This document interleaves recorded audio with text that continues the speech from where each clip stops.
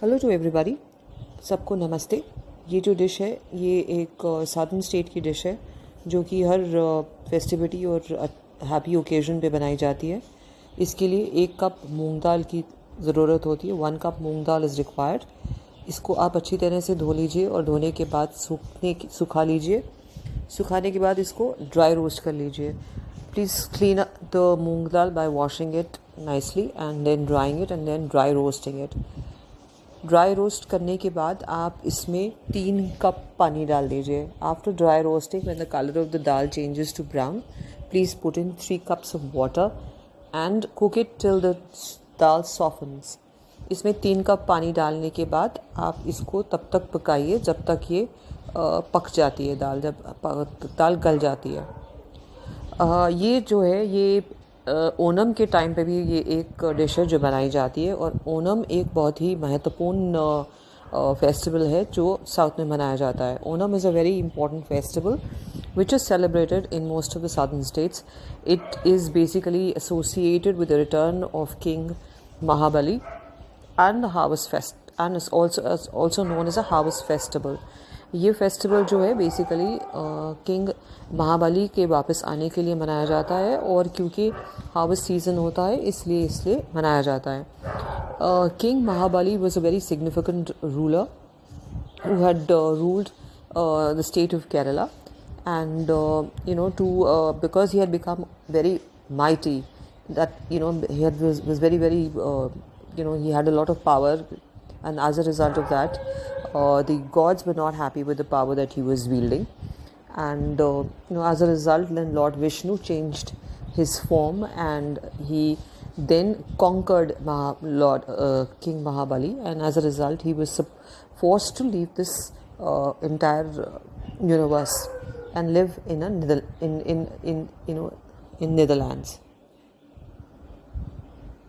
Onam festival इसीलिए मनाया जाता है कि किंग महाबली इस समय वापस आते हैं अब केरला में, और अपने लोगों से मिलने के लिए आते हैं। उनको लॉर्ड विष्णु ने ये एक अपॉर्चुनिटी ग्रांट करी थी जब उन्हें यहाँ से निकाला गया था, और ये हार्वेस्ट के टाइम भी होता है, तो इसीलिए ये फेस्टिवल बहुत हर्ष और उल्लास से मनाया जाता है, बहुत खुशी के साथ मनाया जाता है। And this festival is associated with kindness, then generosity, flowers. And ये जो फेस्टिवल है ये अधिकतम बहुत जो लोग हैं वो खुशी के लिए और खुशी दिखाने के लिए और अपना उल्लास के लिए माना जाता है। और ये जो डिश है नॉर्मली इस किस्म के फेस्टिवल में बनाई जाती है। तो ओणम बहुत बड़ी सिग्निफिकेंस रखता है, स्पेशली केरला और दूसरी स्टेट्स के लिए। तो जब इसीलिए ये जो डिश है बहुत स्पेशल है और बहुत ही स्वादिष्ट बनती है। तो इसको बनाने के लिए एज आई सेड कि आप पहले तो मूंग दाल को गला लीजिए, एंड उसके बाद जब मूंग दाल गल जाए तो उसके बाद इसमें 1 कप दूध डलता है और 1 कप चीनी डाल दीजिए। This festival is very very special for the people of Kerala specially, and once the dal has softened, then you add 1 cup of milk in it, and thereafter along with the milk you add 1 cup of sugar. In this case I have used brown sugar, and mix it well for it to cook together. इसमें ये add करने के बाद इसको अच्छी तरह से आप मिला लीजिए और इसको पकने दीजिए कुछ समय के लिए। जब दूध और चीनी घुलना शुरू हो जाएगी, अभी दूध को पकाइए और चीनी के साथ, एंड उसे कुछ टाइम 10-15 मिनट के लिए चलाइए अच्छी तरह से। Make sure that milk and the sugar are sort of cooking together, and cook it for at least good 10-15 minutes. At least good 10-15 minutes, let them be cooked together. Now coming back to the festivities which are sort of take place at the time of Onam. This includes boat racing and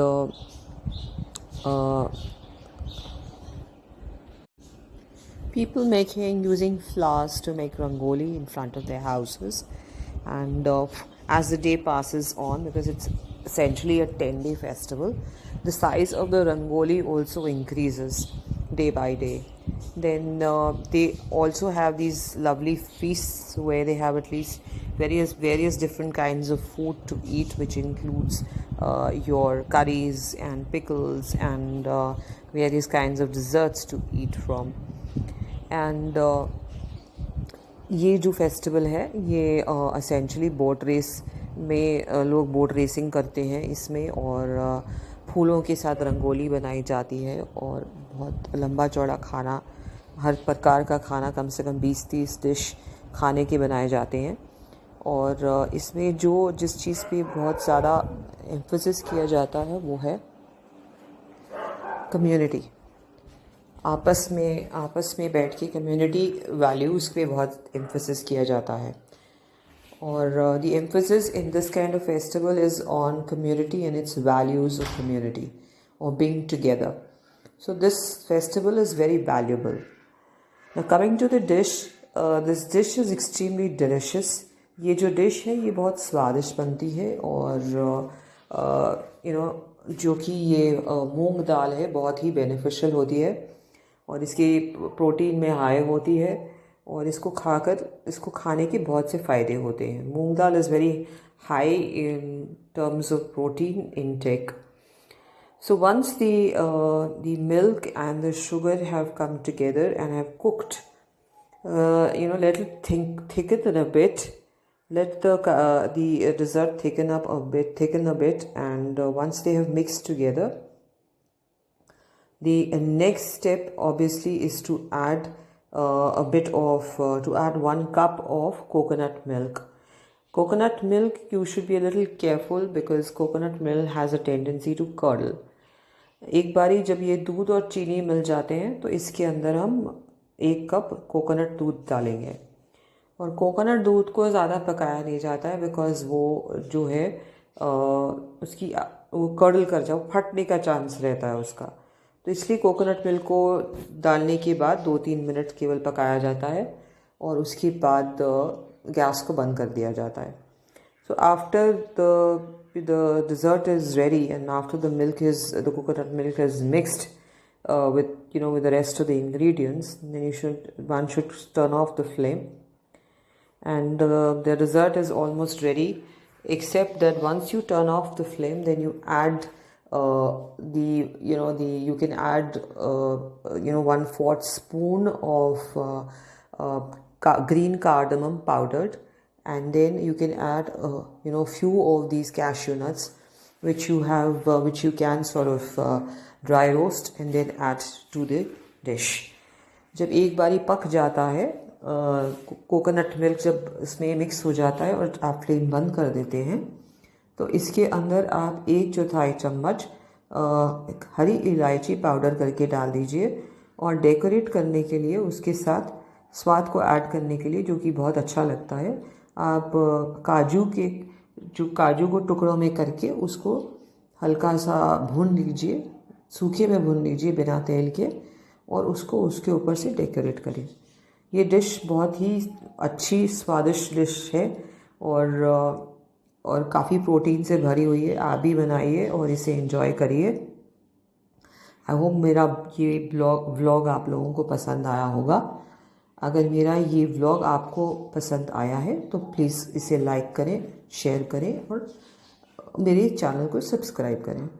I hope that you have like this vlog of mine, and if you have, then I would request you to please like this vlog, and also share it with people, your friends, family, and if you think it is appropriate, then please subscribe to my channel as well. I am extremely very grateful to you all for watching this vlog. Thank you very much, and I hope that you will also make this dish and enjoy it as well. मैं ये उम्मीद करती हूँ कि आप लोग भी इस डिश को बनाएंगे. ये बहुत ही आसान है बनानी, और इसको बनाइए और खाइए, और आपको ओणम की बहुत बहुत मुबारक. A very happy Onam to all the subscribers and all the viewers. I hope you have a great Onam, and may you all be healthy and be happy, and may you enjoy all festivals, including this festival. Thank you very much and have a great day. Thank you for watching this vlog. Bye bye.